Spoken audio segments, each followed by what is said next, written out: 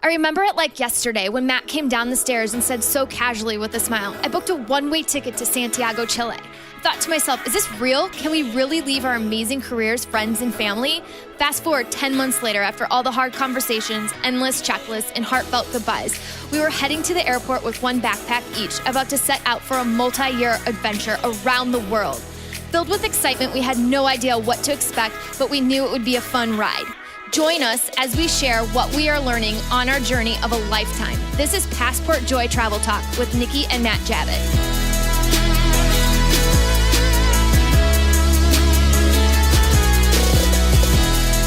Hey, thank you so much wherever you are in the world. We appreciate you listening today. This is Matt Javitt, and I'm with Nikki Javitt. She's actually not with me right now, but she's part of this adventure around the world that we've been doing for almost 16 months now, as we attempt to document our world travels on this podcast and also on our website, passportjoy.com. I'm sitting in an airport lounge in Dublin, Ireland, at the Dublin airport. Nikki she'll join me. I'm off to Lisbon, Portugal later today, and Nikki's going to join me in a couple of days as well. By the time you hear this, we'll both be together. But we recorded our podcast today from our friend's apartment in Dublin, and it was a lot of fun. You'll hear we get the giggles a lot because it's probably a little slap happy and just coming off the high of our adventures around Ireland and having a blast. But for those that are just joining us, we're about 16 months in on our world travels. It started in South America. After 3.5 months in South America, about 4 months in Southern Europe, 2 months in India, a month in Vietnam, 3 months in South Africa, touched down in Thailand for a couple weeks, back to Vietnam for a couple weeks, 10 days in Hong Kong, and now we're doing our European travels where we're almost 8 weeks in, 7-8 weeks in. And we talked today about our adventures in Ireland as we did a road trip with a couple of our friends in a car, and we started up in Belfast, kind of drove around the country as much as we could and checked out a lot of stuff. So that's what this episode's about, and it's a lot of fun. We also talk about what we do with laundry, how we do our laundry on the road, and how that's taken care of from a write-in that we had from a question. So if you break away before I recap on the end, please go to passportjoy.com and sign up for the newsletter. That's our weekly highlights that we send out to those that are on the newsletter. And we kind of just talk about what we did the week prior and some of the stuff that we can't talk about on these podcasts and talk about as far as like details. And then we give it snippets on where we're going next. In this case, as I just said, we're going to Lisbon, Portugal. And then we're off to Bucharest and Poland and Switzerland. So please sign up for that and watch for those highlights that come out every Thursday. All right, let's get on to the episode of Ireland, our Ireland car ride, and how we do laundry. Thanks for tuning in.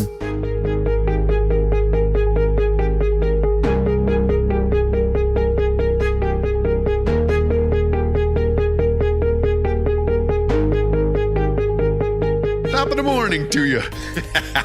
All right, we're talking Ireland. We're excited to talk about this. It's a trip that came together because my buddy Dave and his girlfriend Deanna reached out. We hung out with them last summer in Greece.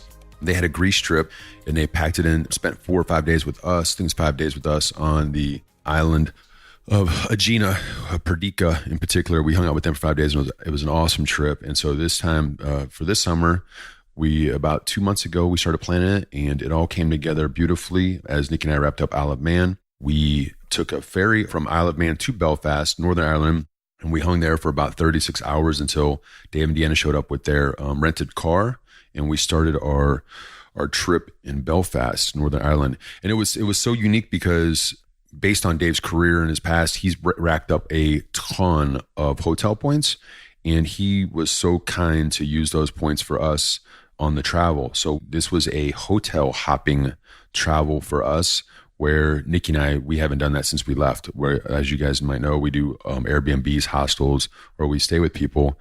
We've done a few hotels, but we haven't done this many hotels back to back to back.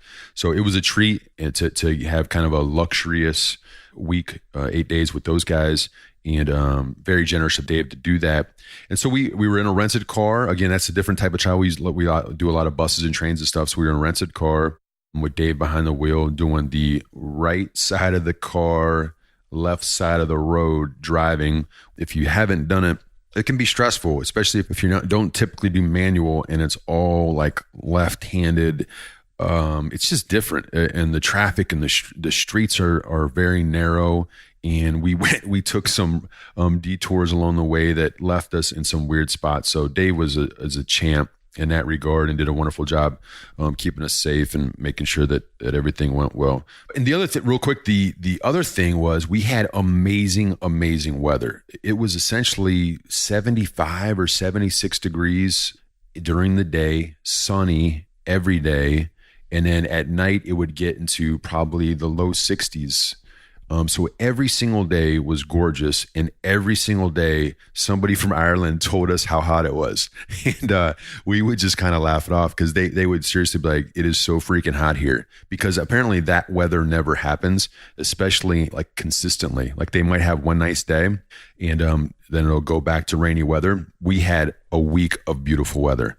And it was even one time we were out at a pub talking to a local girl. She's probably 23, 24. She said that essentially the restaurant she worked at shut down because nobody showed up for work because it was so nice. It was basically they called it like a sunny Sunday.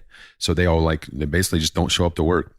So that was, we were extremely blessed to have that kind of weather. And it was a lot of fun because with everything you want to see, it's extremely lush, and it probably helped us on our driving a lot that we have to deal with rain at all. And the sights were gorgeous. All right. So we started up in Belfast, hung out in Belfast a little bit. Nick and I had some time there alone. We were in northern, kind of like northern suburbs. Just walked around, and our suburb might have been a little bit seedy because we had a few situations with like bums and stuff. But overall, it was a great stay. And then we met Dave and Deanna down in the heart of Belfast, where there's pubs and restaurants, and just feels like what you would imagine Northern Ireland to feel like, very close, and everything is kind of on top of each other. There's several sites there that we didn't see, like the Titanic and stuff like that. And there's the black taxi ride you're supposed to do. We didn't get a chance to do that, but we did get a chance to just kind of walk around taking the sights on foot, and we enjoyed it a lot. And then we rode up to the northern, I guess the main part of the Northern Ireland coast, where there's the giant Causeway, which is essentially, Nikki, can you explain this, please? You're better explaining these natural beauties. So the Giant's Causeway is sort of like a natural coastline that you can go to, and alongside one of the shorelines is just like a beautiful sea view. And then the other side of it, when you're walking down it, the pathway is just like lush green hillside. And then when you get basically to like the main area, you can either go on it by foot, which we chose to do that from the tourist center, but you can also take like a bus ride for €1 to get down to the main area. They have all of these, what I would call, I guess, lava structures that kind of jut out of the earth, and they're in little geometrical shape like figures. They sort of look like little octagons or almost like rectangular shapes, and they are all cloistered together, and they're facing the seaside. And so people like to like climb on top of them and take pictures, and then some of them even like gather together at points and almost create like a little mountain that you can climb up and, take a picture with the backdrop being either the lush green hillside, or if you face the other way, you can climb up on these geometrical shapes and you can have the seaside be at your back. And when we did our research on it, I didn't even know what it was to begin with, but they say they're natural formations from like a volcanic eruption, and that they're made from lava. But it's really, for me, it's hard to believe just because they're so perfectly shaped. Like it legitimately looks like someone hand carved a structure into the shape of an octagon or into the shape of like a rectangle.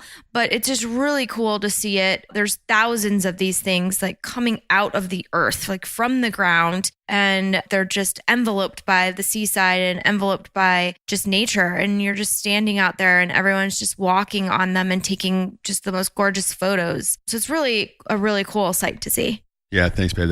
It was gorgeous. And I'm kind of a conspiracy guy. So I just look at all that and I'm like, man, aliens has to be aliens. So if you see the photos of it, it's mind boggling how nature can create these perfect structures, but I guess it's possible. So while we were up there also, we took in the Bushmills Distillery. and had lunch at the Bushmills Inn, and that was great. If you like a whiskey and Irish whiskey, that was a treat. Just we didn't actually go through the tour. We just kind of skipped the tour and did a tasting and had a chance to talk to some of the guys that worked there and got their point of view on some things. So that was really nice. And then the Bushmill Inn was a really nice lunch outside. Again, we had perfect weather, so it was a great setup.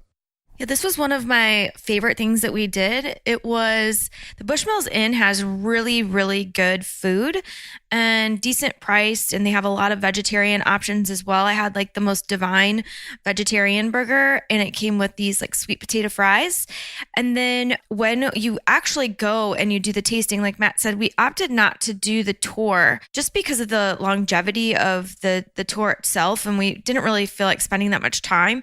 But when you do the tasting, so the woman, when we went to go pay, there were 4 of us, and she was like, there's no need for everyone to get a tasting and pay for a tasting. And obviously one of us was a designated driver, but she's like, just buy 2 tastings and you can share it amongst you guys. And what comes along with the tasting is it's only €8, and you get 3 super heavy pours that come out in these little, they almost look like champagne flutes. They're just a little bit shorter. And it was like almost a triple pour.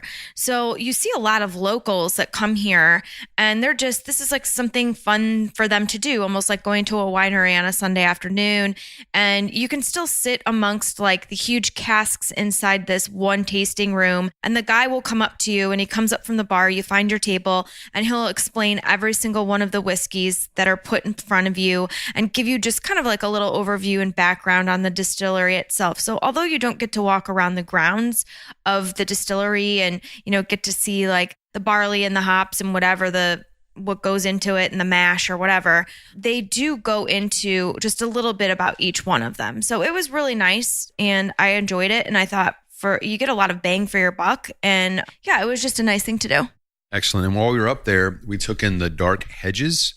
It was one of those things that we, as a group, we're like, hey, we really want to do this. And then we're like, yeah, let's do it. Let's go there. And it was, I'm thankful we did, because it's gorgeous. It's these trees that line the road. Probably the road wasn't there when these trees started, but they line the road perfectly on both sides and creates this beautiful landscape underneath this path. So it's difficult to explain. It's just these massive, very old trees with many branches leaning over each other, and it's very green. But it's an opening scene for Game of Thrones, I guess. I'm not sure if it's an opening scene, but it's a scene from a Game of Thrones that if you're a fan of the show, you would know. We don't watch the show, so I didn't know it, but I can see how it could be a good part of any show or movie, because it's just gorgeous. And then we went back to Belfast, and we just kind of did a pub crawl for Dave's birthday that day. And I'll tell you the truth, the service was mixed. We had some really great service, and we had some really horrible service some places. Because before we went, we had a few friends put together, hey, these are the places you should go to. And a lot of the pubs there, a lot of pubs in Ireland are extremely old, and they've got all this. It feels very authentic when you go in there. It's just the gorgeous old Irish pubs that you would imagine. And so you'd go in, and everyone feels a little bit different, but they all kind of have similarities. But because they've been around for so long, you want to see them and check them out and take it all in. But a few of them, it seemed like they did not care if you were there or not, because they're probably very big tourist focused pubs. So a few of them we went into, you couldn't even get a drink. I mean, it was taking forever. So we ended up finding a few other local spots, and we talked to some of the other bartenders that were giving us good tips, and we took in a couple other ones. But Harp, I guess if I'm to highlight one bar, it was called Harp Bar. We'll put a link to it if you're in Belfast. Definitely worth a check out. We were there on a Monday night, and they had live music, and it was a lot of fun for Dave's birthday. And then we ended up going down to Dublin the next day and hanging out in Dublin for a week. And that was neat, because we got to see our friend Talia that we've now met on 3 continents and hang out with her a little bit. And then we went to a comedy show. Bill Burr happens to be my favorite comedian. So as we were putting all this together, the dates that Dave threw out to me, like, hey, can we meet now at this time? And we're looking to Alabama, and kind of just putting all that together. Up pops a comedy show for Bill Burr in Dublin on the 5th of June. And I was like, this is a no-brainer. So we got tickets to that and went to that show and laughed nonstop. He did a 90-minute set and walked out with a hurt jaw from smiling so much. And so that was a lot of fun. And I guess Dublin was awesome. It's huge. It's like a big city. So there's so much to see. The highlights, I guess, were the Trinity College and St. Patrick's Cathedral, and just walk around the city. And we didn't do many pubs there. We kind of just, between the show and the amount of time that we had, we didn't do a lot. And then we also did the Guinness tour. So that Guinness tour is kind of mixed. It's great to get the education of how Guinness is made and the history of it if you're into beer, because Guinness is a very unique beer for beer drinkers. I mean, it's one of a kind really on how it's presented and how it looks and everything. So it is neat to see how all that comes together and how they make beer. And at the top level, you get a free beer at the end, and you get to see. It's got a great view of the city, panoramic view of the city. So that's gorgeous, and that's worth it. And when you're in that room, every part of the world is represented. I mean, everybody comes there to see that. So as you're in the room, you can hear many languages being spoken, and that was a great experience. And then again, Dublin is endless. We'll have some links on some great websites that can tell you so much about Dublin and take it in, because we ended our tour in Dublin as well. And you can visit Dublin for days. I guess as a side note, we really enjoyed the smaller towns in Ireland. And I think that's just because that's how Nikki and I are. We love cities, yes. But in this case with Ireland, we just loved visiting these smaller towns, getting a chance to talk to some of the locals elsewhere. Because Dublin felt very much like other big major cities we've been to. And because we were in Ireland, we felt like, let's try to experience the other parts of Ireland and get into the towns a little more. So we actually enjoyed the towns more than Dublin itself. So as we started to make our drive across the country, which across the country in state terms is really like driving across a state or two, because it's only about 3 hours from coast to coast. And then you go down, it's about another 2 hours or so down, 2 to 3 hours down to the South Point. So it's not a ton of driving, but it can be hectic at times because, like we were describing earlier, the narrowness of the roads and just the different driving structure. But we did make one stop. We went to a town called Athlone. We stayed there. They claim to have the oldest pub in Ireland and in Europe, and they're trying to make the claim for it to be the oldest pub in the world. It's called Sean's Bar. We did have a good time there. It was nice, but it's funny, as you go around the country, there's a lot of these pubs that say they're their oldest pub. So it's pretty awesome. Yeah, this particular bar said they're from 900 AD, which means they were serving beer to the Vikings or something. But so it was kind of a running joke for us. But they treated us well. It was a good time. And that town, like I said, that town was one of those unique small towns where a lot of locals having a great time, and it was a lot of fun. And then, so the next day we were driving to Killarney, which is in the south, but we had friends from America that were in Ireland as well. And as they were there, I was pinging my buddy back and forth throughout the week, just trying to figure out a way to meet them, as we're in the same country. We haven't seen them for 15 months. So as luck had it, they were on the west coast of Ireland. And so during that morning, I was kind of going back and forth like, hey, we're going to be here. They're going to be here. So we made some adjustments, and we had planned to be in this small town on the coast. And I just picked a pub that was about an hour away for both of us, threw it out there and said, hey, see you there around 4:00. And sure enough, man, we got there, found this little town, which that driving to that was nuts, because we had to go through like these were like, narrow, extremely narrow, barely one car, no visibility. Like once you get into the true countryside of Ireland, some of these roads you think like maybe one car a day goes through it, and then a lot of tractors too. You have to figure out how to get out of the way of these tractors. But we met them at a cool little bar, and it was awesome to see two friends that you haven't seen in a long time, and just to catch up and hang out for about 45 minutes to an hour, and just hear about their trip, and them asking us about our trip, and just kind of exchange ideas and catch up. It was a lot of fun. And the really cool part of it is they actually had a driver for the day. They drove up the coast with an Irish driver.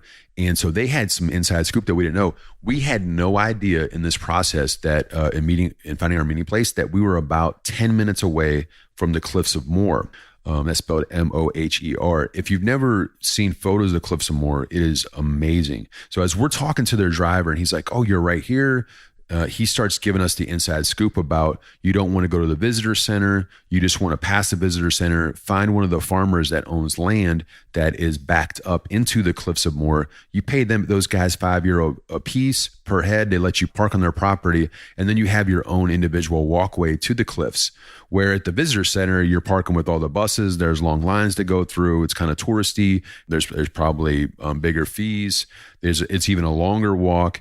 So we got this inside scoop from this guy. Mike was the driver's name. Great dude. And we, sure enough, we went out there, made the park, walked to the cliffs real quick and easy. Probably hung out there for 30, 35 minutes, took amazing photos, really just kind of paused and listened to the waves and checked it all out. And it was amazing. That was probably a highlight for me of the trip. The way that it came together was so awesome, but just a gorgeous setting to take photos. And then as we're walking back, a horse came out. We had a chance we had an apple in the car, feed the horse an apple, and kind of it was just an awesome pause to the day. It did add about an hour and 15 to our already long drive, but it was worth it. It was a lot of fun. So then we continued to drive on to, we ended up having to stop in Limerick, and part of doing what we're doing, traveling the world, we had to stop there because we had to do this, do an interview for a potential house sit later in July that we end up getting, thank God, and that's going to be really cool. But we had to stop in Limerick for just to do that real quick and do this interviews. But that town was awesome, and that was one of those towns where we were just stopping for what ended up being about an hour, but it was one of those places like, man, I'd love to come back here for a day or two at some other point. So definitely put that. Yeah, it's like if in Indianapolis, it's like we say it's like Mass Ave, but it's like a kind of like a culturally pub restaurant focused. It feels real intimate, nice. It's along there's a huge canal there. So it felt really cool. And it's one of those places that if we go back to Ireland, it'll definitely be on the map for one of those places to go. But we were on our way to Killarney. So we got down to Killarney. At that time, it was really late at night. And we kind of we crashed out. And the next day we woke up and saw a few sites in Killarney. I guess the highlight there it's called the Muckross House, which is this big private estate that they let people on. It has a lot of gardens, gorgeous gardens on a lake. There's mountains around it, just much like Ireland. Totally green with gorgeous flowers and very amazing scenery. There's a website out there called Wild Atlantic Way. We'll add a link to that kind of walks you through everything that you can see along the path there as you travel through.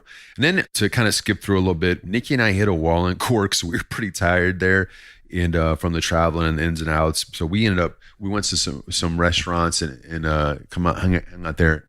Yeah, in Cork, at this point, I pretty much had it, all this driving in the car and sightseeing. I was just kind of tired, honestly. I'd just gotten off of like 10 days in Sicily, and like now I'm on day 8 in Ireland. And I think my 18-day stretch of like navigating like nonstop, I was like, stick a fork in me, I'm done. But Cork, no, we had like a really nice dinner with our friends, and we had a suggestion from a waitress at our dinner. We were like, where would you go? And she's like, oh my gosh, my favorite spot that I go to all the time, it's called Electric. And so we went there, and it was really nice. Like you could go inside the bar and buy a cocktail. And then they had this really nice area set up outside of the bar that was like grassy or tables and benches. And there was a canal outside that you could sit and just kind of watch the sunset. So we did that for quite some time. And we had an early night, Matt and I. We went home at about like 9-10 p.m., I guess. I don't know. And then we just told Deanna and Dave were like, you can have this be a night for yourselves, or we're about to go back to the hotel and just kind of, chill it out. But yeah, Cork was nice. There was a plethora of things to do. It's a larger city. There's tons of bars, tons of restaurants, and things to see. But at that point I just needed a little bit of rest. Yeah, I was in the same boat. I think as soon as I walked in the room, I fell asleep. So from there, the next day, we called an audible and we found a horse racetrack on the way to our next spot. And it was called the Curragh Racetrack, something like that. I'll have a link. It's Curragh. But it timed out perfect because they only have horse racing like 3 times a month. And it happened to be on the day at the time we were driving through. So it was really cool to just pulling there. And to set the scene, if for those that have been to racetracks in America, this is like if you had a massive green field and you were like, hey, let's put a horse track here. Because it seemed like it had opened up recently, but it felt very old in a way, the way that it was set up, because first of all, there wasn't many places to actually watch the horse track or horse races. But when you went to go make a bet, there were isolated individual bookmakers, which was so weird. It was essentially like a person standing on a box dressed like they were from the 1800s, taking bookings with real-time odds on the screen. So for me, if you've ever been to a track in America, it's very automated, it's like electronic, and and everybody's odds were different with these different bookmakers. And they were dressed like it was from a different time zone, a different time era. And they had their purses, which look like, I'm trying to explain this. It's like a Mary Poppins. Nikki's saying it's like a Mary Poppins purse, but it's like a duffel bag full of money that you would like say, hey, I want $3 on horse 3 in the 4th race, and they would reach into their old big duffel bag purse and pull out your change and print your ticket. And then if you went back with your winnings, it was just the oddest thing. I'll put a photo, but it was like nothing I ever seen before, going to many horse tracks around the world. And yeah, some had top hats on. It was just a real weird, authentic experience. And they had singers and dancers and music throughout the event. It was a true full day event at the horse track. Nikki is loving this right now. I guess it's from her experience. It was absolutely back in time. So we did that, and on our way, we were going to a place called Powerscourt House and Gardens, which was this extravagant, it has to be 5 stars, an old Ritz-Carlton. Dave used his points, thankfully, because this was by far our best stay on our travels thus far on this lake, and probably the best place we've ever stayed in our life. Yeah, we've stayed in like the Four Seasons in Chiang Mai. That it was extremely exotic on one of my incentive trips from one of those prizes at work. But that was like exotic in these outside gardens. But this in Ireland was, man, like high end and gorgeous and beautiful views, and the ground keep with the garden was just unbelievable. And the service was fantastic. They had a hammam and a spa and a cold plunge, and so I was like we were there for a total of I think 20 hours, and I did 2 sets of that, got a workout in. Yeah, it was one of those things that, yeah, I mean, for us, like our room was big. When you get an opportunity to do that, you just want to do everything you can in such a short amount of time. So, and we did. We loved the Powerscourt, and we couldn't thank Dave enough for giving us the opportunity to stay there, because by far the best spot that we've been in a long time. They had a nice little pub in there that there was like different wedding parties that were getting way out of hand, and it was pretty wild night for what we would think wouldn't be live. Yeah, live entertainment, guys playing music. So that was a lot of fun. And then just kind of the wrap up. Then we went the next day. We just kind of we walked around. There was again a part of that Powerscourt was a big outside.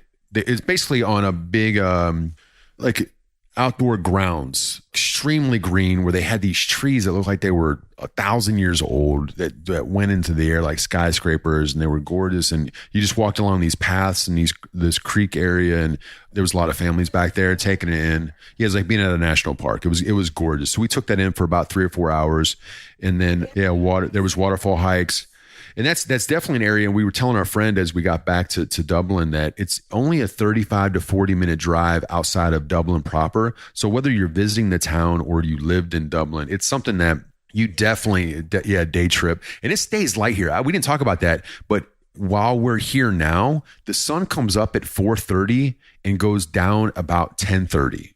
It's wild to have this much sunlight every single day. And because we had the weather that we had, it was always sunny. It was pretty wild. So we were telling her the idea that you could probably leave work at 6 o'clock and then go to these and go to these gardens and walk around and really take it in for 4 hours and then come home. But yeah, that was it. And then we ended up finding a bar that was the 2010 It was the 2010 Lonely Planet Best Bar in the World. We stumbled upon it, and it was pretty cool. All those different ratings and stuff are kind of wild, but this bar was really neat. It's called the Harbor Bar. Yeah, every bar here has some sort of award-winning bar.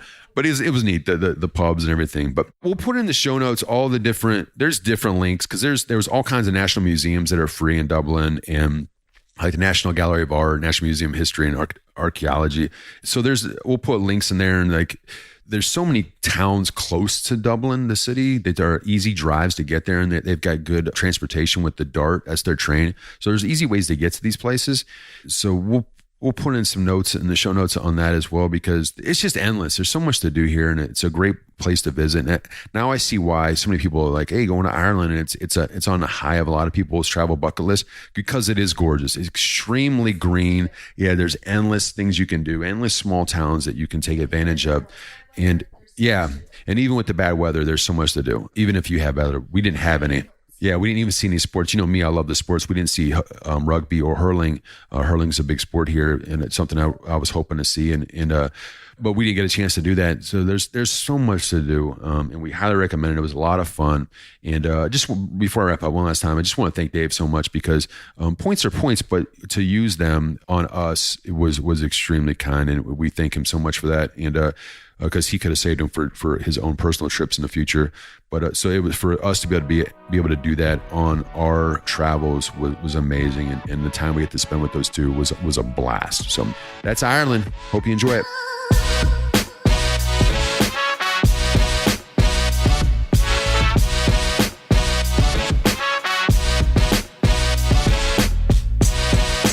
Choosing a phone plan before we left was a big deal. We knew that we wanted to be able to talk to people, talk to our family and friends back home as we traveled the world. And so a lot of research went into making sure that we got the right plan for us. And Google Fi was what we went with. We are so happy that we did that. It is not only a great plan in the United States if you're using it there locally, but when you travel outside of the US, you have the ability to get cellular data as soon as you land in countries around the world based on the relationships and partnerships they've formed in 135 countries and growing. So as soon as we land in Greece and Italy, in Peru, we had cellular data access, so we could update our family and friends that we were safe and everything was good as soon as we got there. The cheap call rates, and they all vary throughout the world, and free international texting. And of course, you can use the free Wi-Fi when you get that in the locations that you're at. So again, the Google Fi plan, whether you're in the US or you travel a bunch, is a great plan to look at. And you can get a free $20 credit at passportjoy.com/phone. Again, passportjoy.com/phone for your free $20 credit on Google Fi. Can you imagine if you can take all your photos as you travel around the world and have them appear on a high quality frame in your office or at grandma's house that doesn't have social media presence in a touch of a button? That's possible. It really is. With the NixPlay Wi-Fi cloud frame, we use this. It has no memory sticks, easy to set up, and you push your photos from your phone, from the app, and then it appears on the frame wherever that frame is located. And whether it's in your office or, like I said, in our case, at our grandma's house, assisted living home, it appears, the photos that we take there appear, and you can have multiple users. So not only our photos appear, but the nieces and nephews from our siblings appear as well. And you can use Facebook, Instagram, Dropbox, however you want to push your photos. That's how that works. The NixPlay Wi-Fi cloud frame. It's an amazing invention. It's been really cool that we use it. So again, go to passportjoy.com/frame for all their fresh deals that they have. They're uploading all the time to get a percentage off. Again, passportjoy.com/frame to check out those deals. And you can check out our other tools and tips of other products we use at passportjoy.com/tools. Again, tools, TOOLS. And you can see all the products that we enjoy while we travel the road.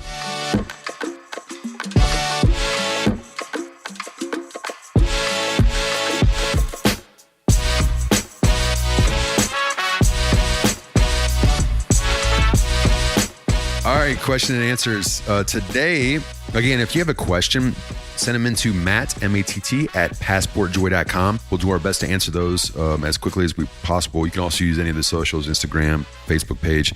But today, our question comes from Alan in Indy. What's up, Alan? The question is, do the Airbnbs have washer and dryer, or are you in laundromats, or are you using rocks on a river? It's hilarious. The rocks on a river thing is hilarious because we actually, when we were in the backwaters of Kerala, India, we got to watch the people smack their clothes against, they would use the river water as their water base. Not sure if they were using soap or not. I assume they did.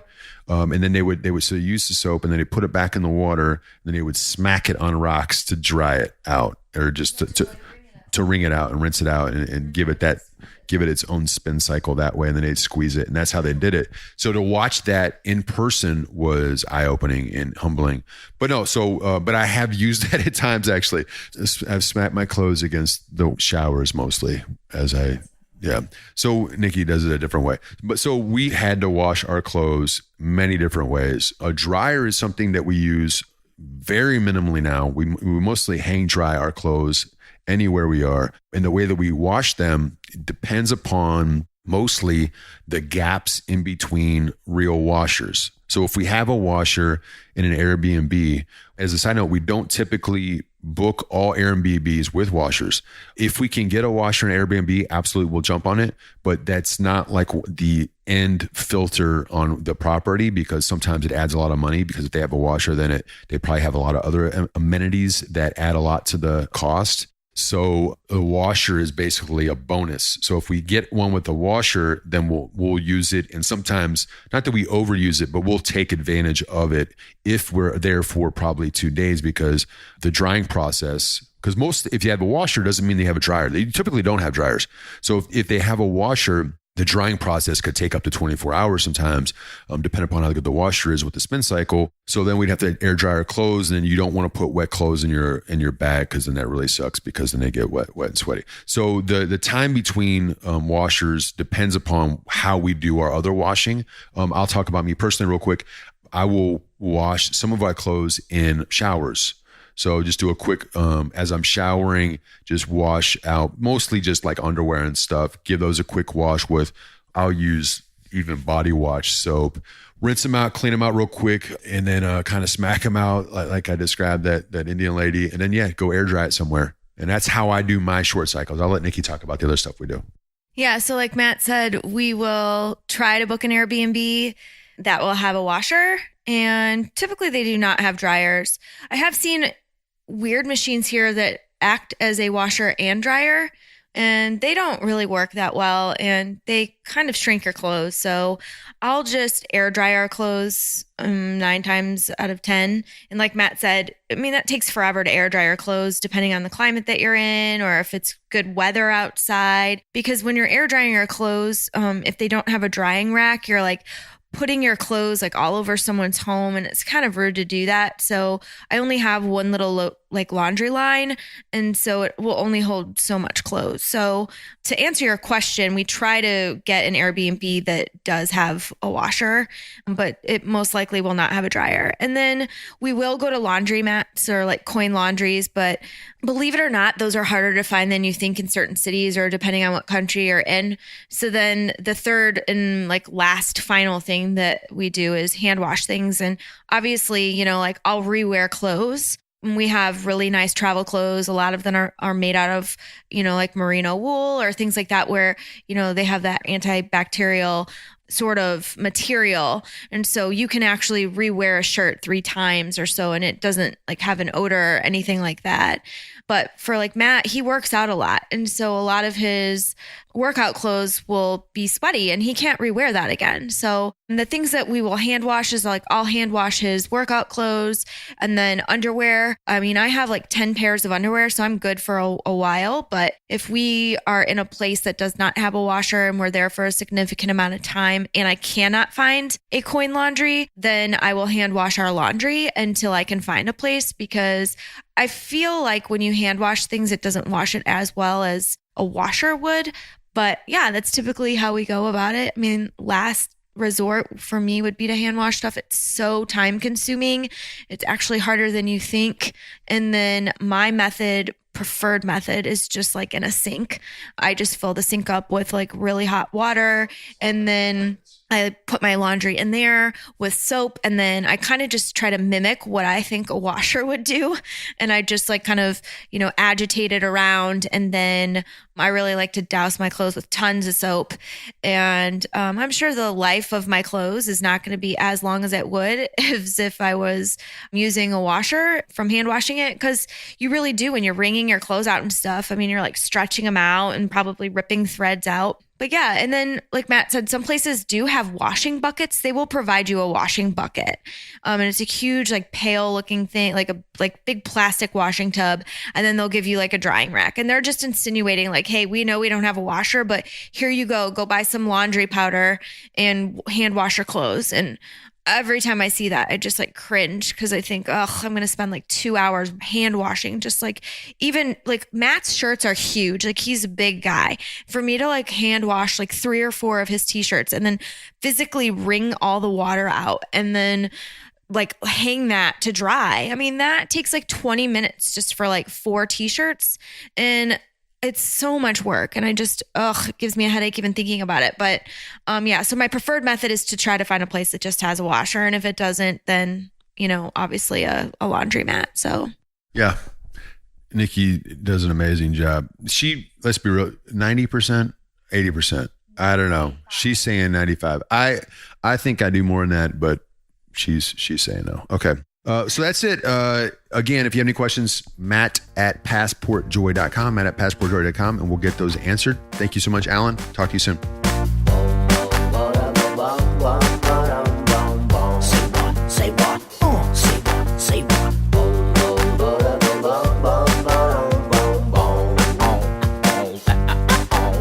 And that is it for this episode. Thank you so much again for listening. Please be sure to subscribe to the episode if you haven't already.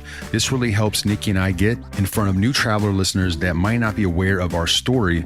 And also thank you so much for leaving some great reviews, like this one left on Apple Podcast from Pat that says, "This is such a great idea.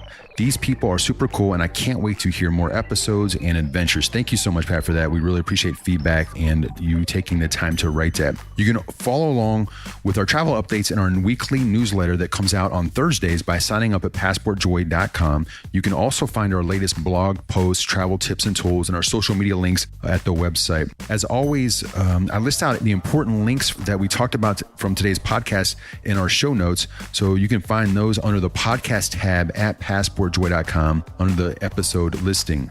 I get into like the different places in Ireland that we visited, some of the bars that I talked about, and hotels. All right, we will be back with you next week to talk about our time in Portugal. Until then, safe travels to wherever you might be going, and any holidays you might be planned, and have a lot of fun. Thanks.